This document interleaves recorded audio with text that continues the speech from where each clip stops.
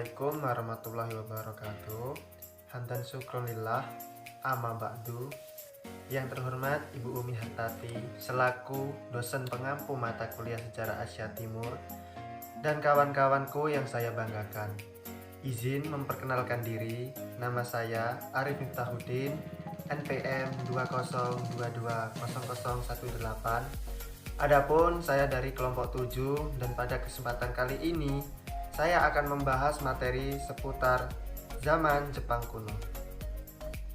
Zaman Jepang kuno. Yang pertama yaitu zaman Kofun. Zaman Kofun dimulai sekitar 250 Masehi.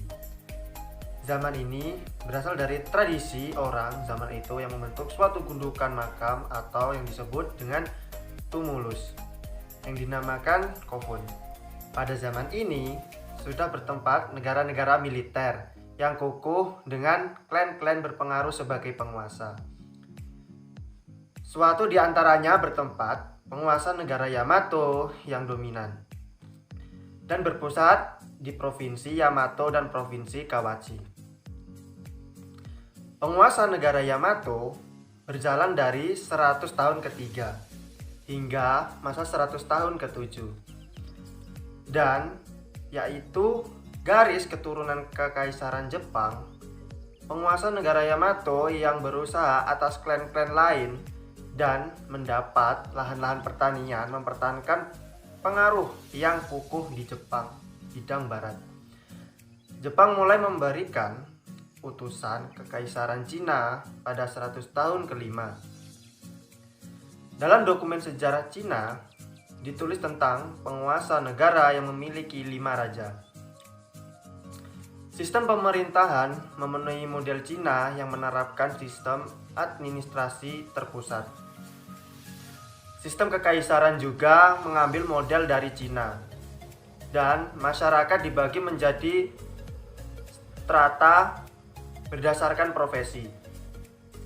Hubungan yang akrab antara Jepang dengan 3 kerajaan Korea dimilau rata-rata pada zaman Kofun, sekitar kesudahan Amsa 100 tahun keempat. Yang kedua yaitu zaman Asuka. Pada zaman Asuka 538 sampai 710, penguasa negara Jepang purba Yamato secara bertahap sebagai penguasa negara yang tersentralisasi. Penguasa negara Jepang purba sudah memiliki undang-undang seperti percakapan dalam Undang-Undang Taiho dan butir-butir reformasi Taika. Datangnya agama Buddha di Jepang menimbulkan keadaan tertentu. Orang tidak lagi makam berbentuk kofun. Agama Buddha datang ke Jepang sekitar tahun 538. Menempuh Baekje yang mendapat dukungan dari militer Jepang. Penyebaran agama Buddha di Jepang dilakukan oleh kalangan penguasa. Pangeran Shotoku mendedikasikan dirinya dalam penyebaran Buddhisme dan kebudayaan Cina di Jepang.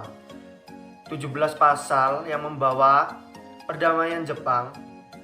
Konstitusi yang ditatanya dipengaruhi oleh konsep Konfusianisme tentang moral kebijakan yang disandarkan masyarakat dari pejabat penguasa negara dan abdi kaisar.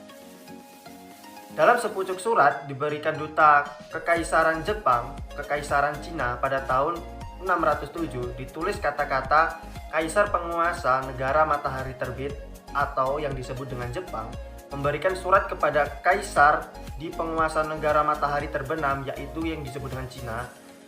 Surat tersebut menimbulkan keadaan tertentu kemarahan Kaisar Cina dimulai dengan perintah reformasi Taika tahun 645.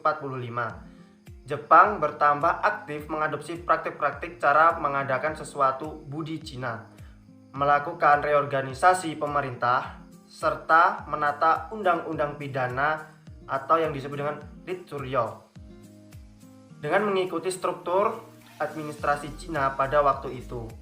Kata Nihon juga mulai dipakai pada zaman Asuka.